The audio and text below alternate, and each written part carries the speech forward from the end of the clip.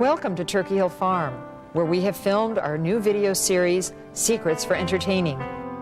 Here in our kitchen, in our home, and in our gardens, I'll share with you many ideas, many recipes, and many techniques that have made entertaining more enjoyable for me. Many of our recipes use very little in the way of strong spices or salt and pepper. What I hope these videos will do is encourage you to develop your own personal style, so that you feel free to express your own sense of hospitality. Another very important aspect of our buffet today is going to be the poached fish. And many of us are very intimidated when we go to the fish market and see a whole fish like this. And, you know, we don't know what to do with it. The head is on, the tail is on, the fins are still on, and most of us would rather just see it in salmon steaks or salmon fillets. But for poaching, this is the most beautiful way to do it. Measure the fish first. Measure it with a ruler at the thickest point. And this fish measures approximately 3 inches. And now for the really fun part of this whole salmon episode.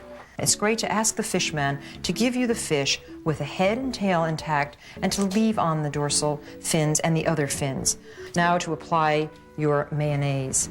This mayonnaise is a homemade mayonnaise, but this thick homemade mayonnaise is applied, and that is what I call our glue for the scale decoration that's going to go on the salmon. The cucumbers are sliced paper thin. Look, you can almost see through them. And then we have found that daikon radish is great when it's sliced paper thin also. And then the red onion rings.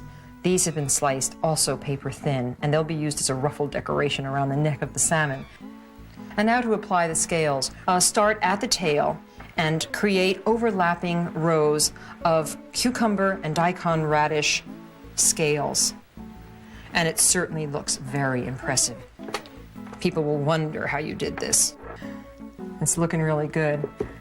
Keep it covered with a sheet of plastic wrap, very loosely, just lay it over the fish, and keep it refrigerated up until serving time. I like to visualize ahead of time what each table is going to look like.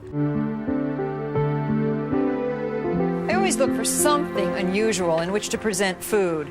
And this old cart, given to me by my friend Fred Speck, is one of my favorite ways to present food. I filled it with golden straw. It's really fun because you can just roll this around and serve your guests right out of the cart. And the children love it. And after the desserts are all consumed, we just put all the little kids on top and pull them around the yard for a little bit of a hayride.